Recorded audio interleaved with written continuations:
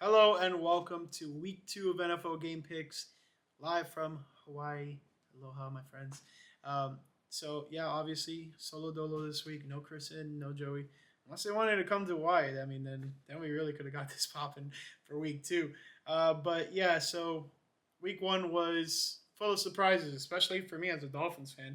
Um, More specifically, catered towards me. I know a lot of Dolphin fans out there were really low going into the season on the Miami Dolphins, and you know I even acknowledged that in the Week 1 picks, and I said, why are people throwing so much shade at this Dolphins team? But man, did they prove me wrong in the worst ways ever. Dolphins virtually got shut out against the Indianapolis Colts. They made Daniel Jones look like a top 3 quarterback of all time.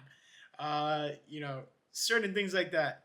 Uh, I thought the Dolphins had a really good chance of getting a win there. I thought it was going to be a tough, close one because I do know that the Colts have a pretty reputable defense, and they have a solid running game with Jonathan Taylor, and he didn't really, go crazy against the Dolphins. He pretty much helped sustain a lot of drives, and that was pretty much a big killer of what Jonathan Taylor's impact was. But it was pretty much Danny Dimes. The Dolphins could not really stop him. Dolphins were able to finally get one stop on the defensive side of the ball.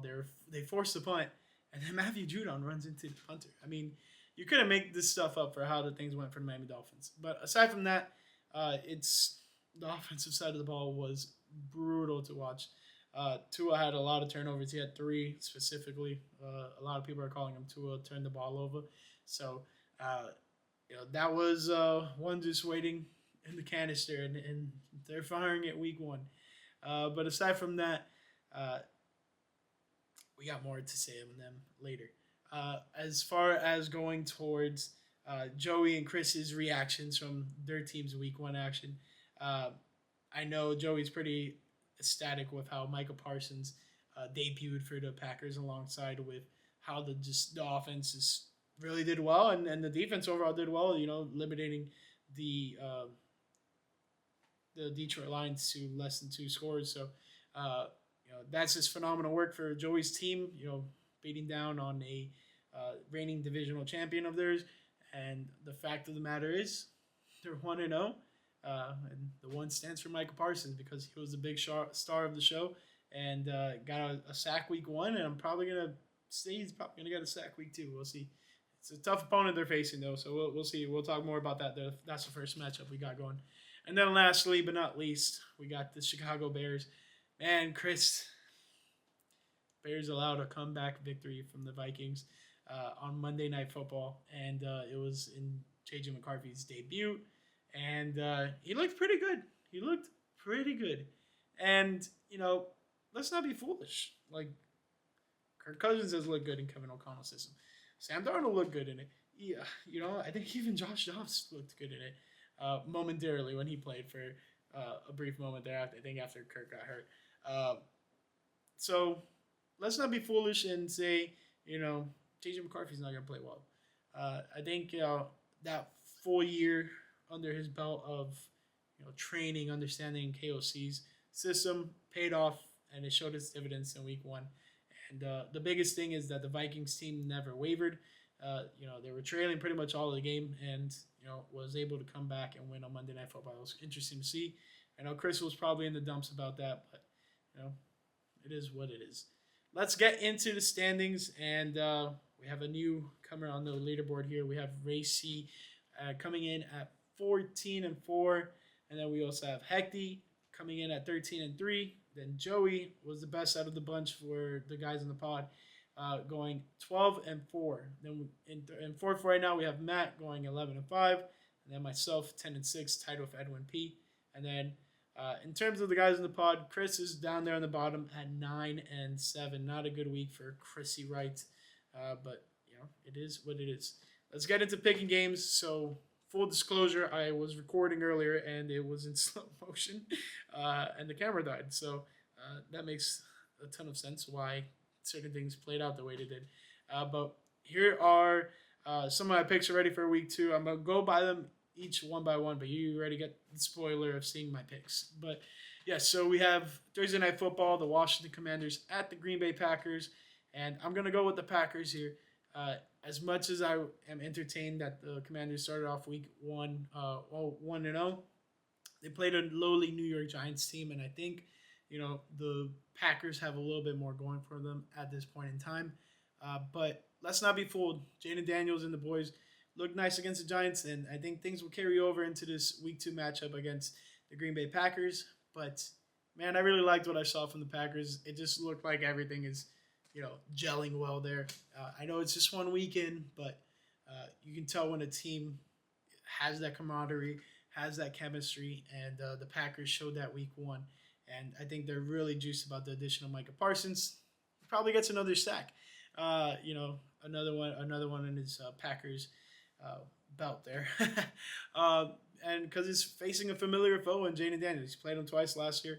I can't tell you off the top of my head whether or not he sacked him last year, but I'm pretty sure, all these NFC East matchups that the Packers are going to play this year, Micah Parsons is going to be geared up and ready and kind of have a good idea of what to do against these quarterbacks. Aside from that, yeah, I'm going with the Packers. I think, you got to favor the home team on Thursday Night Football, and especially after a big Week 1 win against the Detroit Lions. You got to keep that thing rolling if you're the Packers, if you want to really stay ahead in the division. Last year, they struggled in the division, so getting a Week 1 division win was massive for the Packers, and I think they're going to keep things rolling on Thursday Night Football. Now we move to the first games in the Sunday slate. We have the Buffalo Bills at the New York Jets.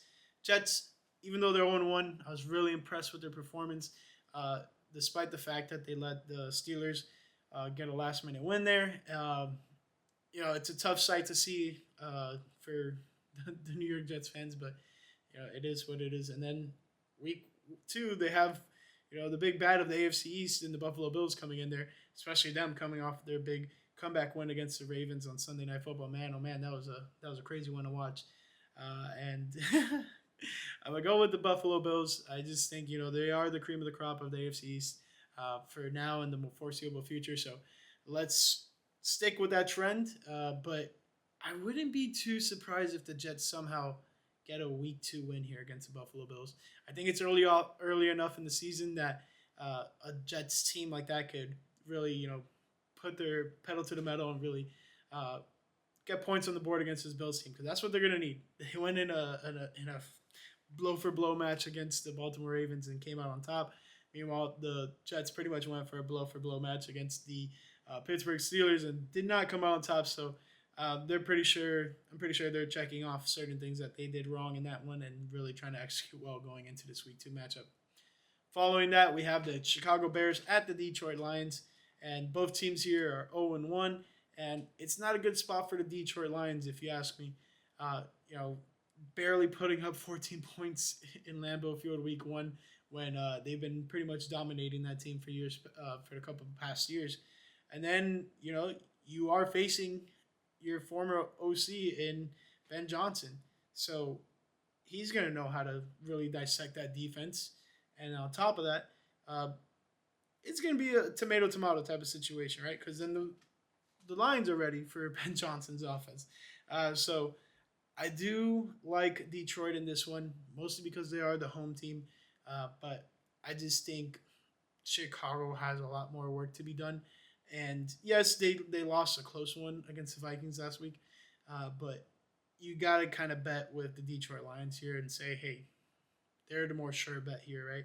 They're the ones that have been running the NFC North for the last couple of years. They got punched in the mouth last week, and they can't start 0-2 in divisional play, right? So that's my philosophy for the Lions. But you can kind of say the same thing for the Bears, minus the fact that they've been running the NFC North.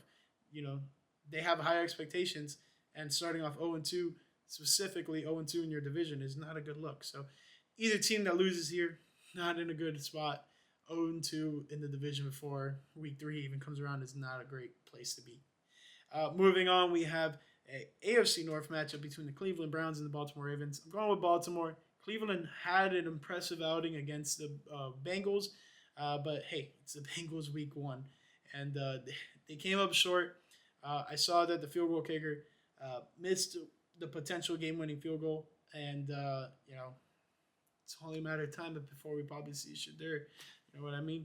But aside from that, Baltimore got handed a tough loss in Buffalo in Week 1 Sunday Night Football. You got to go with the Ravens on the bounce back here. As much as I would love to see probably Cleveland get a win here, you got to go with the Baltimore Ravens. They're the more sure bet. You have John Harbaugh and Lamar Jackson coming off a loss.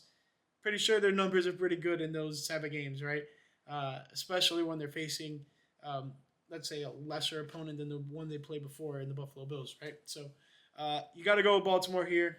They can't start 0-2. Things are going to look bad there, but they will have a possibility of righting their wrongs later down in the season, anyways. But early on, you don't want to be in that 0-2 spot for the Baltimore Ravens. Moving on, we have the Jacksonville Jaguars at the Cincinnati Bengals.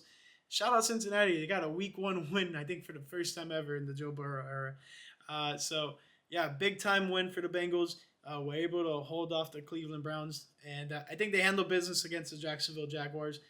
Jacksonville is just one of those teams that, yeah, you beat the Carolina Panthers, but we need to see more. And on top of that, the whole Travis Hunter situation played a lot more on the offensive side of the ball than the defensive side. So, interesting to see how the Jaguars go about handling him and his snap count on either side of the ball and what kind of they're prioritizing. But I think they made it crystal clear that they're really trying to prioritize that offensive side of the ball. For Travis Hunter, I think they can really utilize him as a weapon in the passing game. On the defensive side of the ball, you definitely want to have him in there, but you don't want to have him in there too much that he's in a major risk for injury. So, keep all your chickens together, as someone famously said. Shout out Marshawn. But let's keep it moving. We have the Los Angeles Rams at the Tennessee Titans. I'm going with the Rams here. I love to see Cam Ward ball out, but I don't think he's going to get it done against this Los Angeles Rams team. They have a really ferocious defensive line, and that came to prove its point against the Houston Texans last week. It was a close matchup, and the Rams came out on top. Yes, it was a home game, but you can argue for the same thing. Close game on the road for the Tennessee Titans against the Denver Broncos last week. So, tomato. But I like the Los Angeles Rams here. I do like their defensive line. I think they get to Cam Ward, unfortunately. But would love to see nothing more than the Cam Ward getting a big-time win. But let's see what happens. I think it's very early on in his career that we can still put our hands up in the air and be like, hey, he's just a rookie. He can make mistakes. So I think that I'll give him like 6 weeks before I start to critique him if he starts doing pretty well, right? So aside from that, yeah, I'm going with the Los Angeles Rams. Got to keep them moving. We got the New England Patriots going on down to Miami to face the Dolphins. Dolphins really disappointed me last week. Pretty much virtually getting shut out. Like the fact that they scored on their second to last drive in the fourth, and the last drive in the fourth quarter was pretty much just to kill the rest of the clock. It was awful. It was arguably some of the worst Dolphins playing I've seen in the last 10 years. So really upsetting to see, and you're just hoping for more for this Miami Dolphins franchise. And a lot of people, especially the haters, were saying that this is how the Dolphins season was going to go, that it was going to be bad like this. But I don't even think those guys thought it was going to be this bad. So don't really have much to say in terms of how last week went. I know this week they have to really, really, really exercise some demons, right? The Dolphins pretty much need to score almost on every possession to right the wrongs of last week, right? And kind of right the ship and, save McDaniel's job and save Tua's spot on the team, X, Y, and Z, right? So I do think the Dolphins come out and perform well at home in their home opener against a divisional opponent nonetheless, against the New England Patriots, right? But they're also 0-1. They're scratching and clawing. Drake May is supposed to be one of these next best great QBs to come out of the more recent drafts, right? I didn't watch too much of that game, so I can't tell you guys he didn't do this and he didn't do that. Listen, they lost on a close one in a very low-scoring game against the Raiders. If I know how that game went, it was Geno Smith executing really well on a just game manager type of level under Pete Carroll's guidance.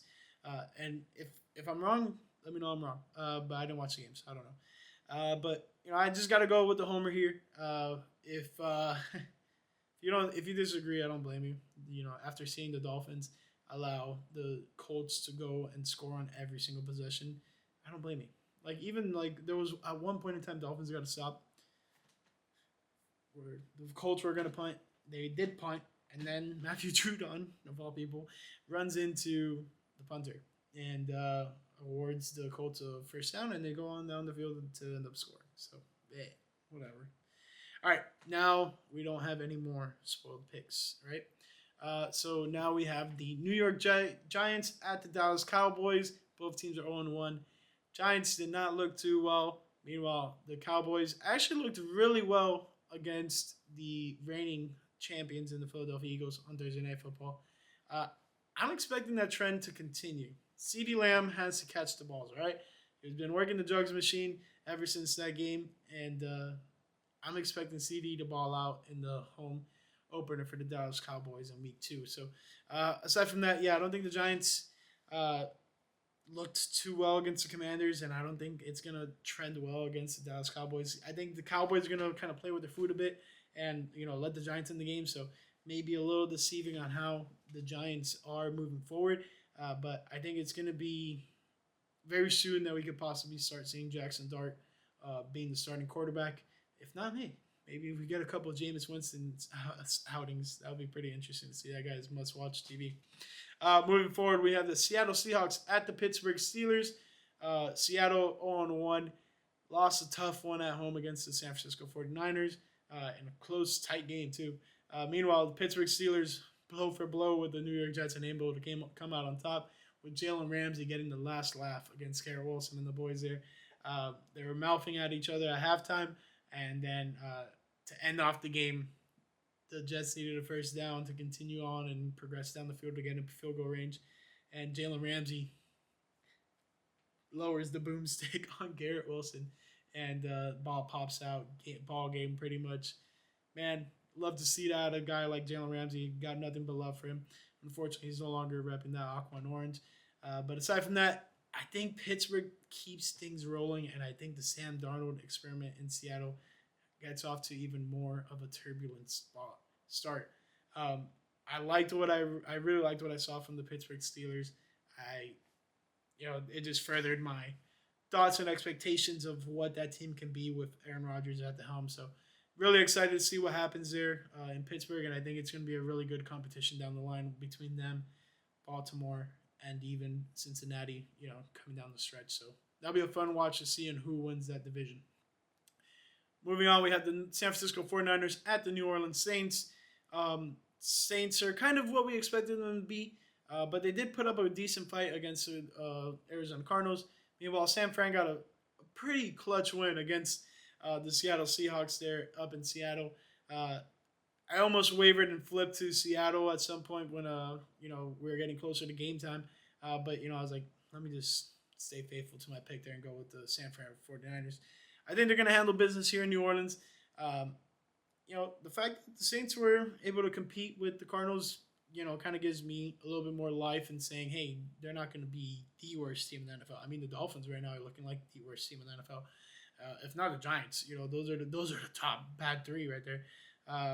Or you could even talk about the Carolina Panthers, which is the next matchup here. Carolina at the Arizona Cardinals. I think Cardinals handle business once again against a lowly NFC South opponent in the Carolina Panthers. So give me the Arizona Cardinals. I think Kyler Murray and the boys, get a good win at home.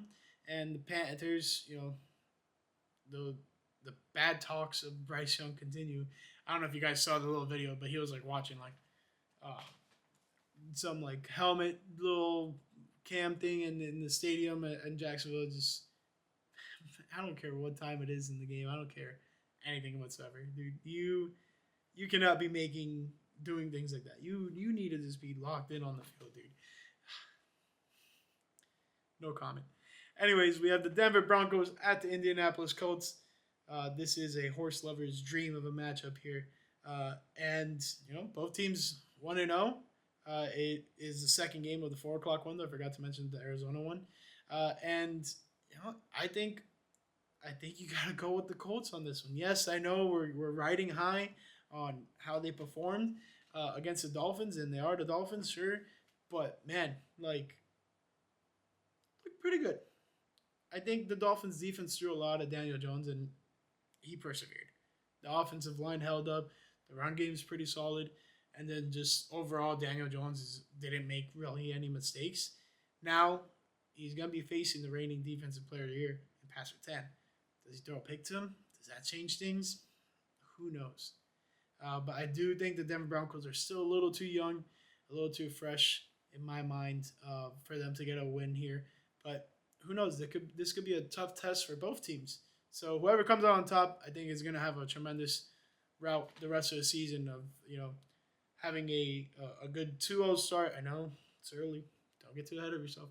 But whoever wins this matchup can really take that step forward and possibly put themselves in that, playoff thoughts, pictures, etc. Especially if, like, for example, Daniel Jones has a really good performance, or if he has a bad one and he throws like a pick or two to like Passer 10, then we start thinking inversely to the Denver Broncos. But this one, I really like what I saw from the Colts. Does their performance from last week carry over in this one? I don't think so, not so much. But I do think somehow they get a win here at home against the Denver Broncos. Moving on, we have the 425 games, and this one is the Philadelphia Eagles at the Kansas City Chiefs. We have a rematch of last year's Super Bowl. And man, oh man, this one's in Kansas City. I think Philly gets this one. And I think Kansas City starts 0-2. Dropping that game in Brazil to the Chargers was such a big time drop for the Kansas City Chiefs. They never really were in it, trailing most of the game, and then the fact that they couldn't come up with a win there. Just a really tough spot for the Kansas City Chiefs. And then they have to welcome in the team they lost to in the Super Bowl, the team they lost 2 games ago to. It's not a good look for the Kansas City Chiefs. But if I know anything about Kansas City, Andy Reid, Patrick Mahomes, you don't really bet against them, right? You don't let them go 0-2, right? So it's tough to go against them, but Philly is one of those units of a team. My only question with them right now is the defensive execution and the fact, don't be spitting on people, moments before you even played a single snap, and don't do it right in front of an official. Don't do it towards the quarterback. So Jalen Carter needs to take some notes there on that one. That was, I understand Dak kind of spit at him first. He got caught. Got caught red-handed, dude. I don't know what else to say. I think that was very detrimental in that game, and they proved dividend early and often in that one. Hopefully he doesn't make the same mistake moving forward ever again. But yeah, aside from that, Kansas City, tough loss in Sao Paulo, and can't really imagine starting off 0-2 if you're Kansas City. People will start thinking the sky is falling, and the outside media might. So we'll see. Moving on, we have the Atlanta Falcons at the Minnesota Vikings. Atlanta, unfortunately, lost to the Tampa Bay Buccaneers. We'll get to Tampa Bay real quick. But, back and forth matchup there as well. Minnesota, big comeback win against the Chicago Bears. So let's see how that one works out. But this is the Sunday Night Football matchup. So another primetime game early on in J.J. McCarthy's career for the Vikings. I do think they get the win at home. I think they keep things rolling. I liked what I saw. The fact they were able to battle test it, essentially. Just come back, perform, and win. I think KOC has that team in a really good spot. And the fact that they can pretty much play anywhere, play anyone, and they're going to put their best foot forward 9 times out of 10 more than likely. I'll bank on that.